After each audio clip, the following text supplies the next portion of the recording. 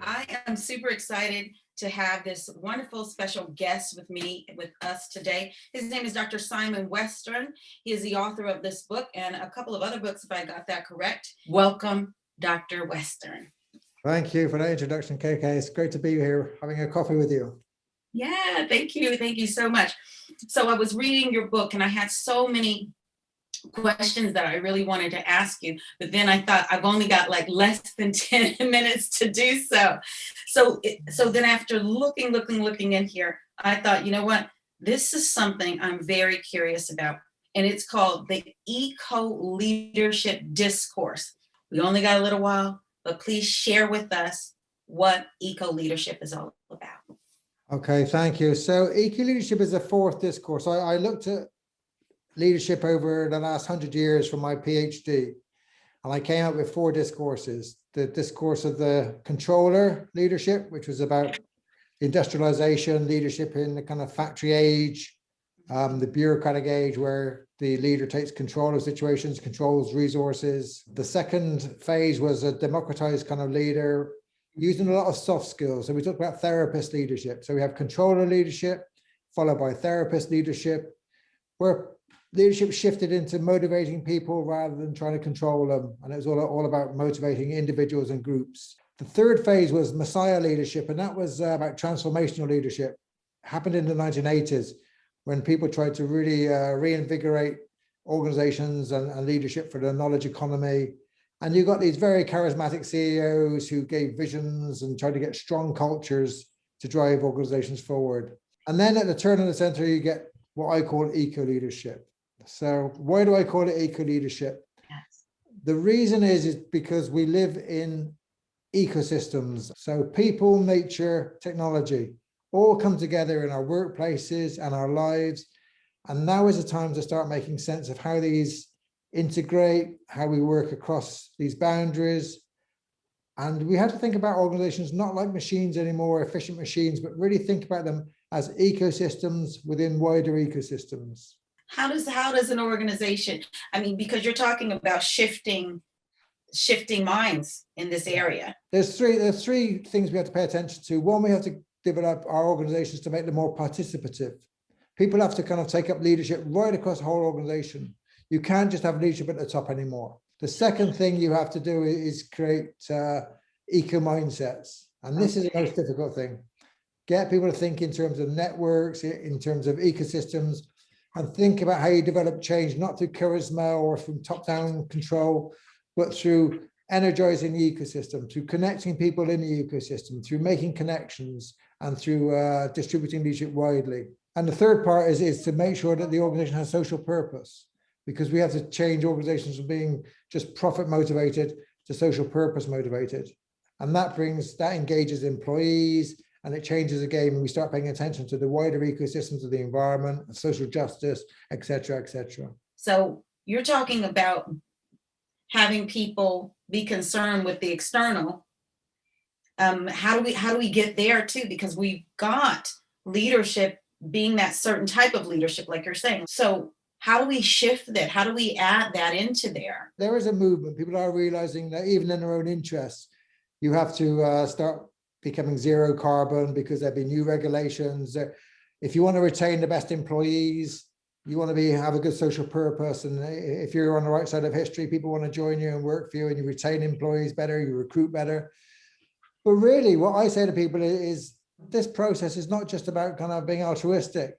It's in your own interest as well to become an agile organization and to become a social purpose driven organization. Companies which go faster in that direction are the ones who are going to kind of adapt and survive the best, as well as doing good for the wider environment and wider social purpose. So where does Dr. Western stand? Are you seeing transformation? How many companies are you speaking to a year regarding eco leadership?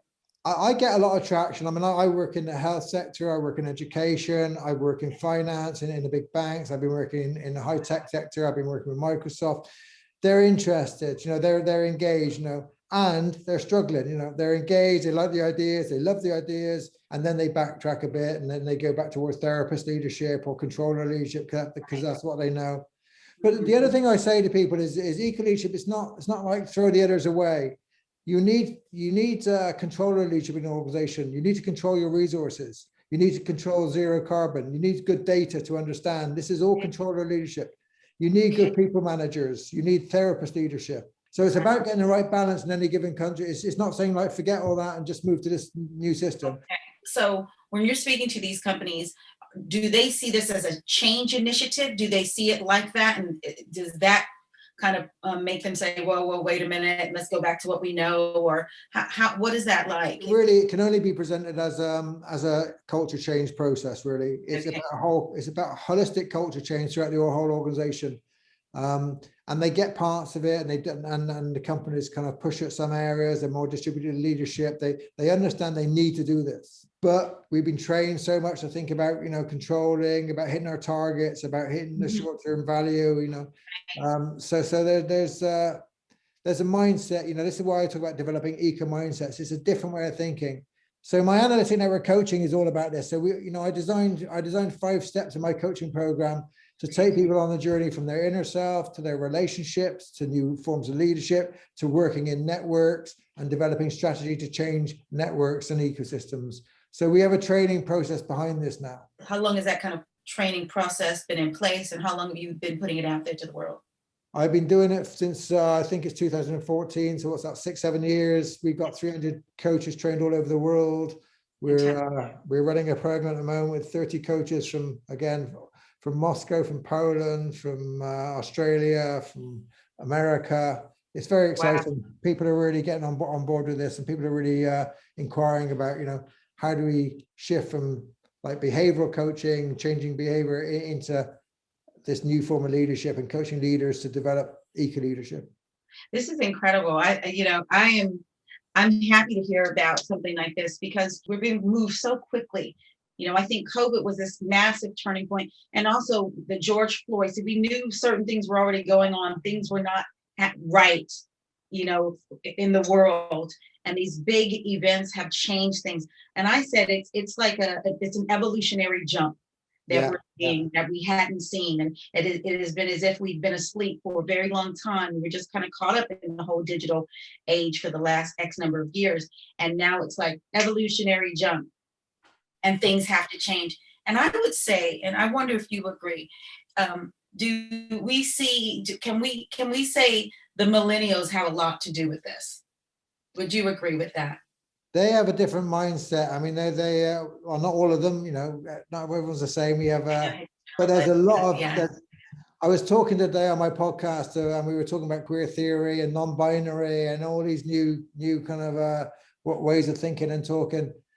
And what I was saying to Lauren, I was talking to, was that this is still about ecosystems. If you talk about the diversity situation, it's about kind of creating ecosystems. It's about understanding that we, in any rainforest, you need biodiversity. If you don't get biodiversity, the rainforest dies. Right. In society, we need biodiversity. We need the whole mix of humanity to understand that we kind of survive on this planet together. It's an ecosystem. How can we thrive? And how can we thrive? By kind of accepting difference and accepting diversity, learning from each other, sharing best practices. This is the human ecosystem I talk about in my work, and it's kind of diversity is right at the heart of that. George Floyd's at the heart of that. The pandemic's at the heart of that, the pandemic, how we react to the pandemic. We need an ecosystem response. We need to get the kind of the virus kind of vaccinations right. We need to get the controls right to make sure we don't spread it quick enough. We need to kind of understand how we interrelate. It's all the same stuff. I love your analogy of it's like the biodiversity of the rainforest. I'm going to write that down, because that's perfect. It can't function without the diversity. We can't function as human beings without diversity. I want to thank you, Dr. Simon Western, for being here. Okay, thanks very much. It's been great. Really great. Thank you, everybody for being here today. It's been absolutely wonderful to have you, Dr. Western, and I will see you hopefully in a lecture or somewhere. Okay, see you soon.